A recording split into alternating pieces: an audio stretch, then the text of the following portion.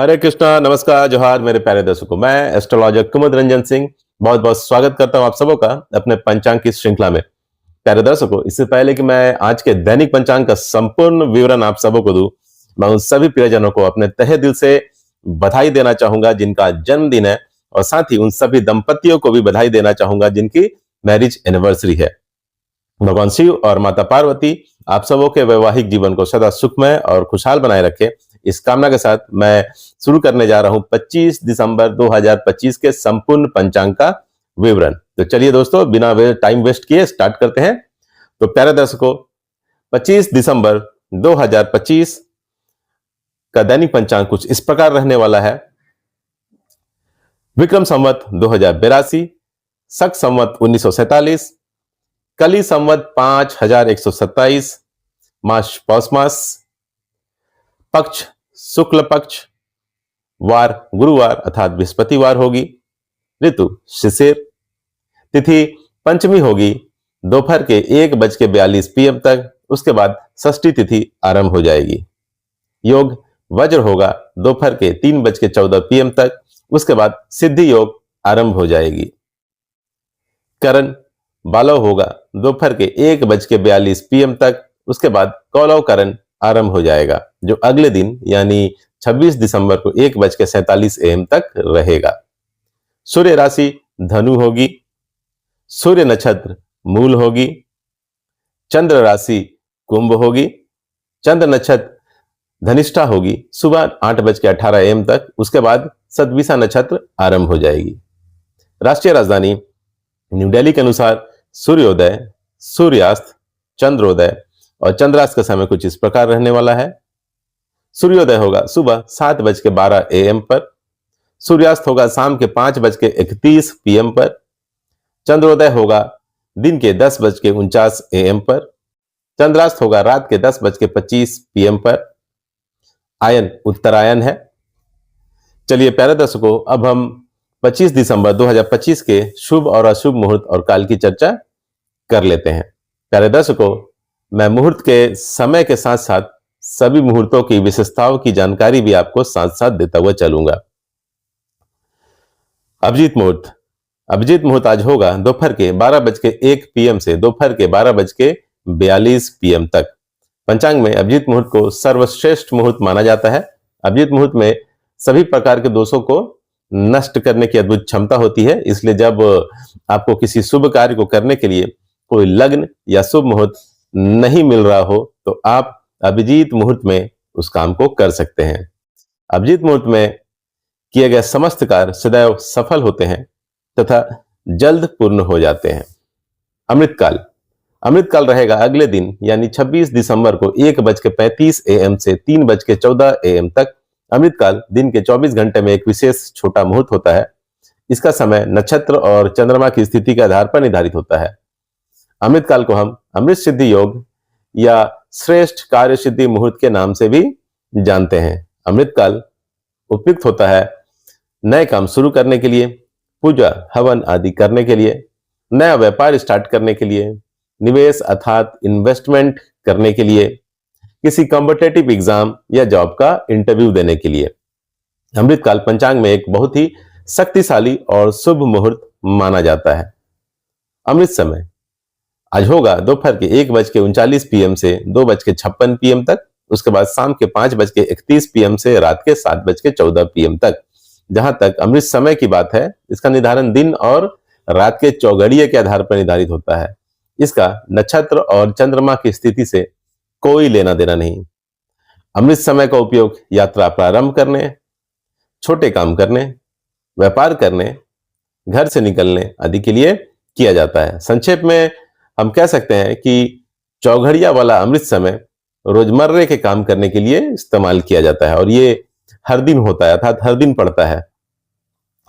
अगर हम पंचांग में निहित अमृतकाल की तुलना चौघड़िये के अमृत समय से करें तो अमृतकाल को अमृत समय की तुलना में बहुत ही ज्यादा शक्तिशाली और बहुत ही ज्यादा शुभ माना जाता है, अर्थात हम अमृतकाल को अमृत समय के ऊपर वरीयता देते हैं, प्रेफरेंस देते हैं। रवि योग आज होगा सुबह 8:18 AM से अगले दिन यानी 26 दिसंबर को सुबह 7:12 AM तक। पंचांग के अनुसार रवि योग एक शुभ योग है जो तब बनता है जब चंद्रमा सूर्य के नक्षत्र से चौथे, छठे, 9वें, 10वें और 13वें स्थान पर होता है। इसे सर्वदोष नाशक योग भी कहा जाता है, क्योंकि यह कई अशुभ योगों के प्रभाव को खत्म कर देता है और इसमें किया गया कोई भी कार्य सफल होता है। रवि योग के दौरान सभी प्रकार के शुभ और मांगलिक कार्य, जैसे कि नए काम की शुरुआत, निवेश, गृह प्रवेश, विवाह आदि करना बहुत लाभकारी होता है। यह योग सभी प्रकार के दोषों को नष्ट करने की क्षमता रखता है। इसलिए यदि कोई शुभ मुहूर्त किसी कारणवश उपलब्ध ना हो तो रवि योग होने पर उसे शुभ माना जाता है। यह योग सूर्य और चंद्रमा से संबंधित है, इसलिए सूर्य और चंद्रमा की पूजा करना इस योग में विशेष लाभप्रद और फलदायी साबित होता है। सर्वार्थ सिद्धि योग। आज के दैनिक पंचांग के अनुसार सर्वार्थ सिद्धि योग का मुहूर्त नहीं है। पंचांग के अनुसार सर्वार्थ सिद्धि योग एक अत्यंत शुभ मुहूर्त माना जाता है। विजय मुहूर्त आज रहेगा दोपहर के 2:05 PM से दोपहर के 2:46 PM तक। विजय मुहूर्त में आप केस मुकदमे से संबंधित कार्य को कर सकते हैं तथा सरकारी दस्तावेजों से संबंधित कार्य को भी पूर्ण कर सकते हैं।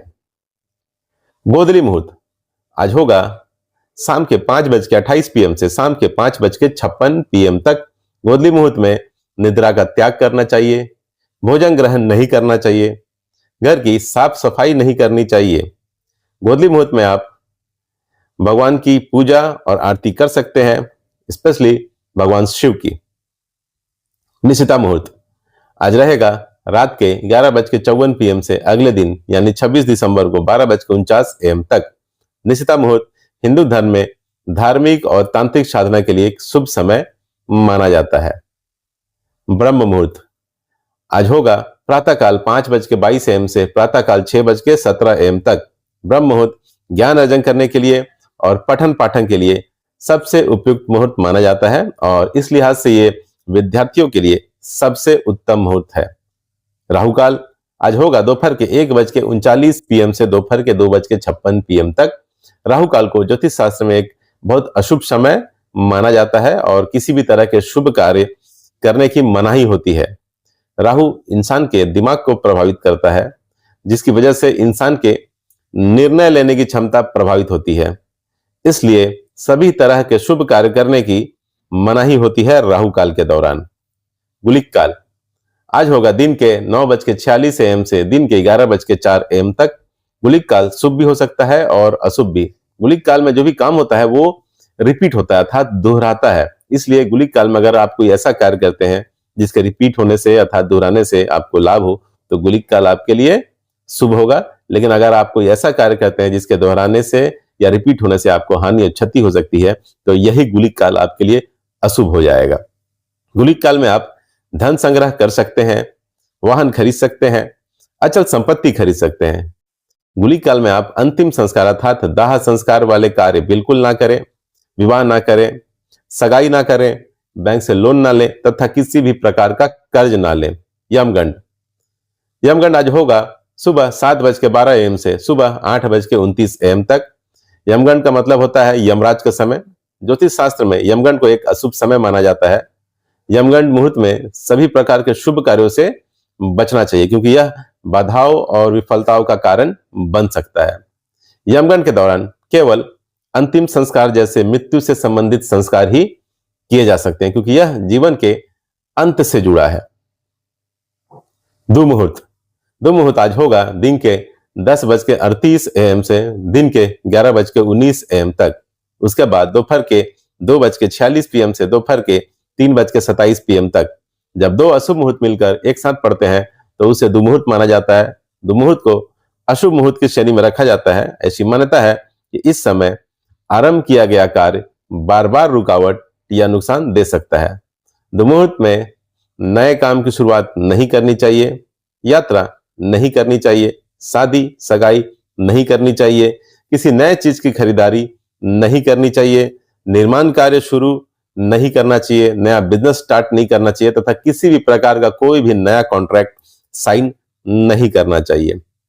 वर्ज्य मुहूर्त आज होगा दोपहर के 3:43 PM से शाम के 5:22 PM तक। पंचांग में वर्ज्य मुहूर्त को अशुभ योग माना जाता है और इसे दोष काल भी कहा जाता है। वज मुहूर्त नक्षत्र और करणों की विशेष गणना से बनता है।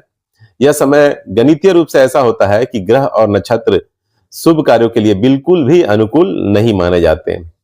इस अवधि में शुभ कार्य की शुरुआत नहीं करनी चाहिए, शादी सगाई नहीं करनी चाहिए, गृह प्रवेश नहीं करना चाहिए, नए काम की शुरुआत नहीं करनी चाहिए, पूजन हवन नहीं करनी चाहिए तथा कोई महत्वपूर्ण यात्रा भी आपको अवॉइड करना चाहिए, अर्थात नहीं करना चाहिए। गंडमूल, आज के दैनिक पंचांग के अनुसार गंडमूल का मुहूर्त नहीं है। पंचांग के अनुसार गंडमूल एक अशुभ मुहूर्त माना जाता है और इस योग में जन्मे जातकों के लिए गंडमूल नक्षत्र शांति पूजा, जिसे हम 27 पूजा भी कहते हैं, करवाना अनिवार्य माना जाता है। भद्रा काल, आज के दैनिक पंचांग के अनुसार भद्रा का मुहूर्त नहीं है। पंचांग में भद्रा को एक अशुभ मुहूर्त माना जाता है और सभी प्रकार के शुभ और मांगलिक कार्य वर्जित माने गए हैं भद्रा काल में। पंचक, आज के दैनिक पंचांग के अनुसार आज पंचक अहोरात्रि तक है, अर्थात पूरे दिन और पूरी रात पंचक है।